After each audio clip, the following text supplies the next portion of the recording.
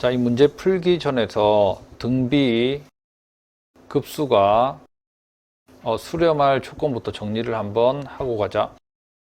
자, 등비 급수가 수렴하기 위해서 등비 수열이 A에 R에 M-1이라고 가정을 하면 등비 급수가 수렴하는 겁니다. 등비 급수가. 등비 수열이 수렴하는 게 아니라 이 식 자체가 수렴하는 거는 R이 -1에서 1까지 그거 말고 등비 급수 얘를 시그마를 했을 때 시그마 K가 1부터 무한대까지 AK 또는 리미트 N이 무한대로 갈 때 SN 똑같은 말입니다.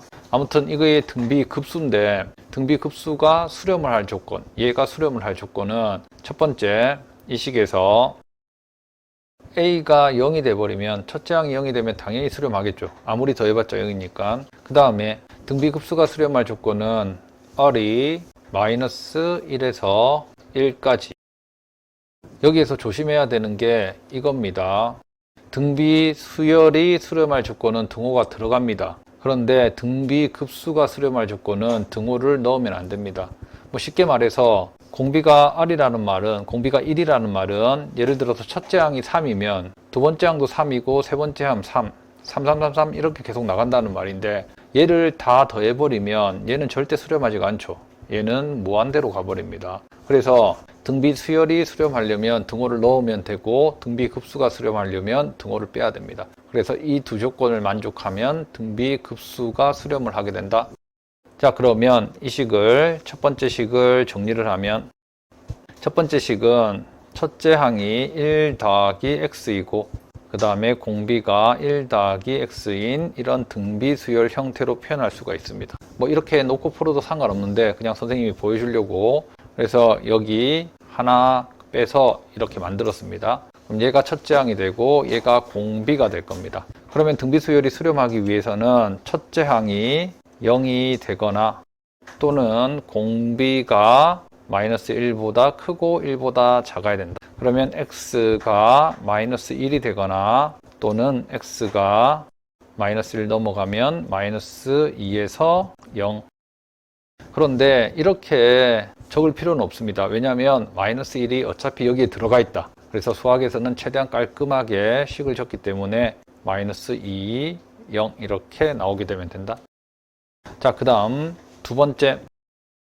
자, 이 식이 수렴하기 위한 조건은 x분의 1의 제곱 n제곱입니다.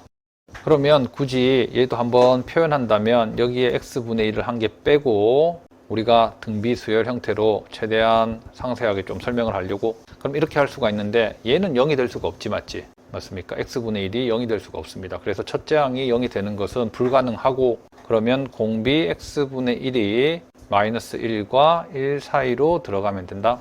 자, x분의 1이 -1과 1 사이로 들어가기 위해서 이때 x의 범위는 x는 -1보다는 작고 또는 x는 1보다 커야 됩니다. 자, 이게 조금 바로 우리가 직관적으로 안 와닿으면 이렇게 생각하면 됩니다. y는 x분의 1 이거는 유리함수 그래프 이렇게 생긴 그래프인데 우리에게 주어진 범위가 -1에서 1 사이입니다. 그러면 이때 함수값은 여기가 -1이 되고 -1보다 계속 쭉 내려갑니다. 이 범위에서 찾아야 되기 때문에 이렇게 봐야 된다.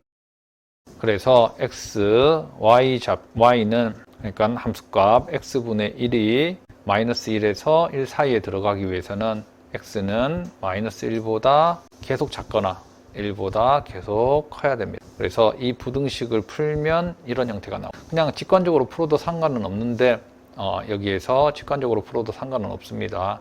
예를 들면 이렇게 x가 양수라고 가정해서 x를 이쪽으로 넘기거나 x를 이쪽으로 곱해서 풀어도 상관은 없는데 그래도 정확하게 풀면 유리함수 그래프로 풀 수가 있겠다. 그러면 이 조건, 두 번째 조건은 이게 만족하고 그러면 두 조건이 모두 만족하기 위해서는 얘와 얘의 공통 부분을 찾아야 된다. 그러면 -2에서 0까지 그 다음 -1에서 보다 작고 그 다음 1보다 크다. 그러면 공통 부분은 여기가 되고 최종 정답은 x는 -2보다는 크고 -1보다는 작다. 그래서 답은 2번.